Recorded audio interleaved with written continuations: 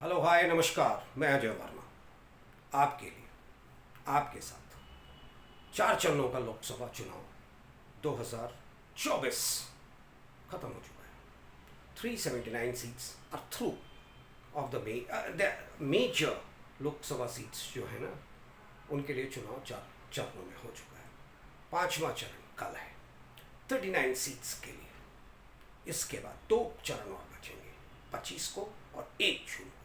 4 जून को लोकसभा इस 2024 के लोकसभा का रिजल्ट्स आ जाएगा। आपने भी देखा होगा सोशल मीडिया, खास करके टेलीविजन मीडिया पे हंगामा है। उनके पास और कुछ है ही नहीं इसके अलावे ये कहने के लिए ये जीतेगा, वो जीतेगा, क्यों जीतेगा, कैसे जीतेगा, काहे, क्यों, किस लिए इश्यूज भरे पड़े हैं मीडिया के लिए। पर वोटर्स के लिए सिंपल सी 3 बातें ही हैं। आपके पास कौन आता है, आपके लिए कौन खड़ा होता है और आपके लिए कौन खड़ा होगा। खैर, इससे मीडिया को मतलब नहीं है। मीडिया के लोग घूमते हैं, लोगों से बात करते हैं माइक लेकर। आपको किसको वोट देना है, आपको किसको देना है। बंदा सोचता है कि भैया मीडिया है, बोल दो ना। अब समय के साथ कुछ भी बोल दो। वोट तो हम उसी को देंगे जो मेरे मन में है। पर बोलने में क्या जाता है, टेलीविज़न पे चेहरा दिख गया, कल को बीवी बच्चों को और भाई भतीजों को व्हाट्सअप कर दूंगा, देखना फलाने चैनल पे मेरा चेहरा आएगा। यही है स्थिति आज की तारीख में। और सोशल मीडिया की तो बात ही ना करें, क्योंकि हर सोशल मीडिया पे जो यूट्यूबर्स हैं, पर्टिकुलरली एक्स पे भी हैं, x.com पे, या फिर इंस्टा पे हैं, या FB पे भी डालते रहते हैं। खास करके यूट्यूबर्स ये कहीं ना कहीं किसी ना किसी पार्टी से बैक्ड हैं, फिनेंस्ड हैं।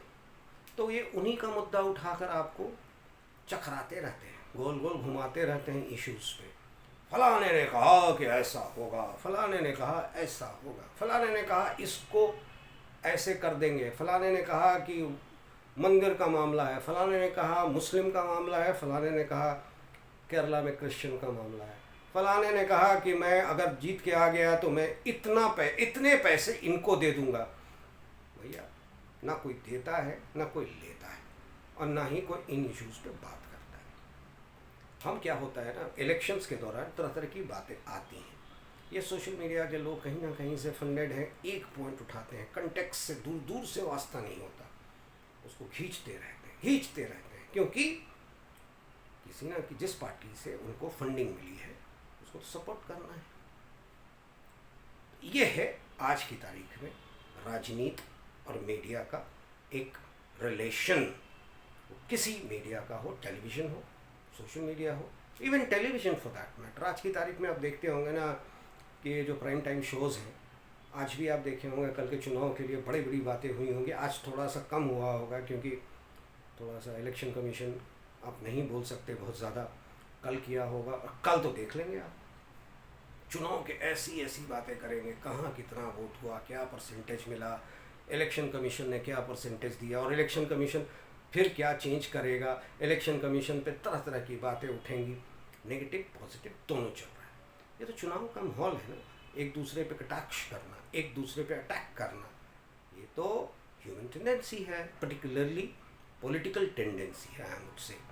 बट वोटर्स साइलेंट होते हैं, जिनको देना है उनको देंगे, जिनको नहीं देना है हम नहीं देंगे। या अगर वोट नहीं देना है तो घर पे बैठ के आराम से, क्योंकि वोटिंग का लिए छुट्टी का दिन होता है। कल है मंडे है, संडे होता तो कोई बात नहीं, ऑफिस से बच गए होते। आज क्या है ना, सैटरडे संडे मंडे 3 दिन की छुट्टियां मिल गई ना वे बहुत लोगों को, क्योंकि चुनाव है।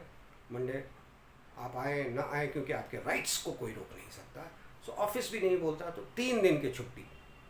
भैया पहाड़ों पे घूमने चले गए, अगर दिल्ली वल्ली के आसपास हैं तो पहाड़ पे घूमने चले गए, कहीं दूसरी जगह पे हैं तो भी इस रमणीक स्थान पे पिकनिक मनाने चले गए, कौन पूछता है, वोट देना दें। Because people have become so non interested. जो एक इंटरेस्ट होता है ना कि इलेक्शंस का, वो ख़त्म होता जा रहा है। तो उनको पता है कि क्या होना है, क्या नहीं होना है, कौन जीतेगा, अगर जीत के भी आएगा तो हमारा क्या करेगा। इश्यूज़ वहीं होंगी, आपस में ही लड़ते रहेंगे एक दूसरे के साथ। जो मेजर इश्यूज़ हैं, जैसे आप देख लें आज की तारीख में reservation is a major issue. पढ़ लिख के भी बच्चे नौकरी नहीं पाते। So why can't there be, क्यों नहीं हम रिजर्वेशन को पूरी तरह से ख़त्म कर दें और सिर्फ इकोनॉमिकली बैकवर्ड को, जिनके पास पैसे नहीं हैं पढ़ने के लिए, उनको किसी तरह से उनके पेरेंट्स ने उनको शिक्षा दिलाई सरकारी स्कूलों में। सरकारी स्कूल की स्थिति आप जानते हैं, फिर भी मैं नहीं कहना चाहता उस पर, किसी तरह से आपने पढ़ शिक्षा दिलाई और अब वो आगे बढ़ना चाहते हैं, तो उनको थोड़ा सा सपोर्ट करो, बैक करो। या फिर आज की तारीख में हिंदू मुस्लिम की जो बातें आती हैं, क्यों लड़ते हो भैया?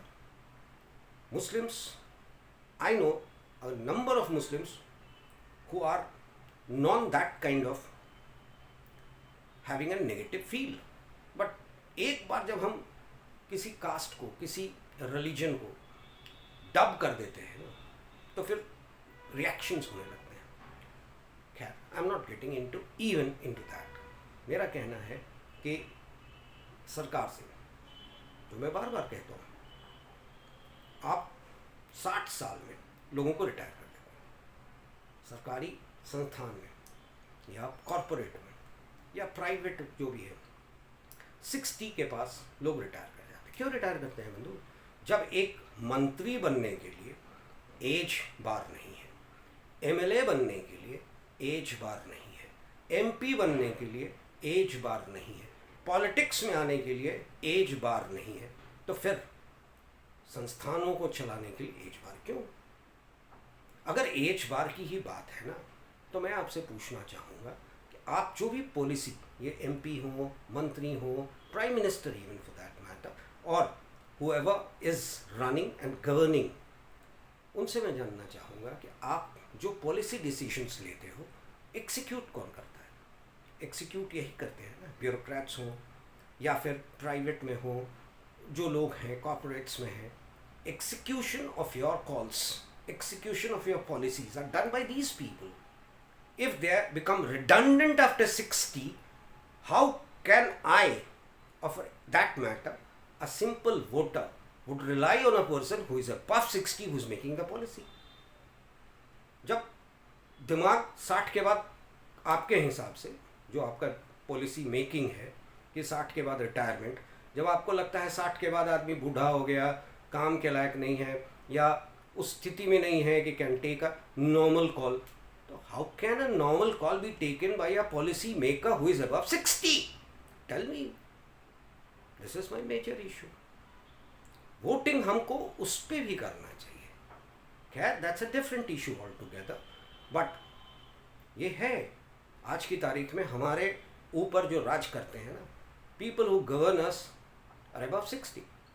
मोस्ट ऑफ मैक्स, या जो थोड़े बहुत 60 के नीचे के हैं, उनको देख लीजिए, वो कभी ब्यूरोक्रेट हुआ करते थे, सरकारी नौकर हुआ करते थे, गवर्नमेंट सर्वेंट और public servant you can call. तो उन्होंने कहीं ना कहीं सरकार में जो लोग हैं उनको कहीं ना कहीं फेवर किया, सपोर्ट किया, and they get the tickets, they resign, और फिर कहीं से लोकसभा या एमएलए बन जाते हैं, लोकसभा लड़ लेते हैं और एमएलए लेजिस्लेटिव असेंबलीज अपने स्टेट में लड़ लेते हैं और एमएलए बन जाते हैं, एमपी बन जाते हैं, राज्यसभा में नॉमिनेट हो जाते हैं, और नहीं अगर वहाँ होता है तो कहीं ना कहीं के गवर्नर बना दिए जाते हैं। ऐसा क्यों बंधु? मेरिट इस देश में आज की तारीख में, आई वुड से, मेरिट का कोई मतलब नहीं है। मेरिट क्या है? आप लेके आते हो, आप कहते हो he was such meritorious, he was in a corporate, he was such a great guy, he was a CEO of a company, IT company, and हम उसको लेकर आए IT मिनिस्टर बना के, for that as an example I am saying, IT minister बना दिया। अरे corporate में था वो, कंपनी की बात करता था, वो कंपनी के साथ था, कंपनी के लिए था, कंपनी का CEO था, आपने उसको सरकार में मंत्री बना दिया। अब आप भी जानते हैं वो अपनी कंपनी को पहले फेवर करेगा, यही हो रहा है। I am sorry to say, but this is what is happening. So let's see, 4 phases are over, 5th phase and 6th and 7th, 3 phase बचे हैं। कल 5th है, 25 को 6th है, 1 जून को 7th है और 4 जून को रिजल्ट आ जाएंगे। बट आज की तारीख में जो रिजल्ट्स के analysis, because I am also psephologist, मैं आपसे हमेशा कहता हूँ कि as a psephological opinion which I have been giving, जो मुझे लगता है This is the third term being given by the voters to Modi ji. 360 plus minus 5. I am not saying because I have, ये आज मैं नहीं कह रहा हूँ, ये मैंने 1.5 महीने पहले भी कहा था. मैं इसलिए कह रहा हूँ, ये क्लियर कर रहा हूँ कि ऐसा ना लगे कि मैं आज कोई ओपिनियन दे रहा हूँ. ये मेरा 1.5 महीने पहले का ओपिनियन था, आप चेक कर लें. वही मैं रिपीट कर रहा हूँ कि this is going to happen, nothing much has changed. Let's see how it comes out. Let's see. For June we, me, you and everybody would be waiting for it. Thank you very much. Bye bye. See you again tomorrow. Bye.